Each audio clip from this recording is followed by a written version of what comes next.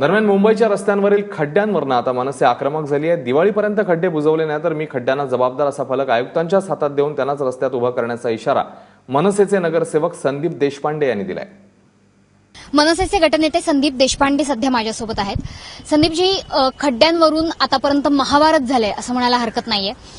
सोमवारची deadline दिली होती, कालपर्यंतची।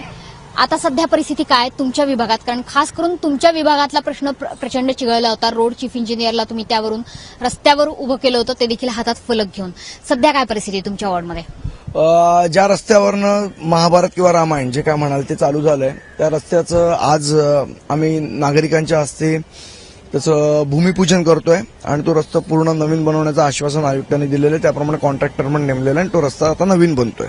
संदीपजी, काल डेडलाईन जी होती सोमवारपर्यंतची होती, शेवटची तारीख होती खड्डे बुजवण्यासाठी आणि जी नॉर्थचे सगळे कर्मचारी अधिकारी आणि त्यात काही अभियंते असण्याची सुद्धा जी माहिती मिळत होती की ते क्रिकेट खेळायला मैदानावरती होते।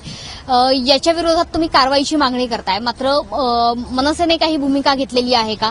वेगळ्या स्टाईलचं आंदोलन करणार आहात का? कारण काल तुमच्या नगरसेवकांनी असं म्हटलं होतं की यांच्या विरोधात एफआयआर दाखल करण्याची देखील तुमची तयारी आहे। निश्चितपणे आमची तयारी आहे। आम्ही पोलीस स्टेशनशीही बोललेलो आहोत आणि आमची मागणी राहील की याचा एफआयआर दाखल केला पाहिजे। असं आहे, जेव्हा तुम्हाला लाज वाटली तेव्हा तुम्ही आमच्यावर एफआयआर दाखल केला। आज अख्ख्या मुंबईला लाज वाटते, कोणावर एफआयआर दाखल करायचा? आणि यांना जर खरोखर लाज वाटत असेल तर यांनी माफी मागितली पाहिजे जनतेची। ते सोडून लोक कारणाने एक्सक्युजेस देतात। आता अजूनही जे खड्डे भरण्याचे बाकी आहेत ते तुमच्या विभागातले किंवा दादर माहीम परिसरातले असे कोणकोणते रस्ते आहेत आणि ते तुम्ही आयुक्तांच्या निदर्शनास आणून दिल्यानंतर पुन्हा एकदा कदाचित आयुक्त आणखी एक नवीन तारीख देतील? हे तारीख पे तारीख हा सिलसिला चालू आहे, त्याबद्दल तुम्ही काय बोलणार आहात? मनसेने एक स्वतःची डेडलाईन आम्ही दिलेली आहे, ती दिवाळीच्या पूर्वीची आहे।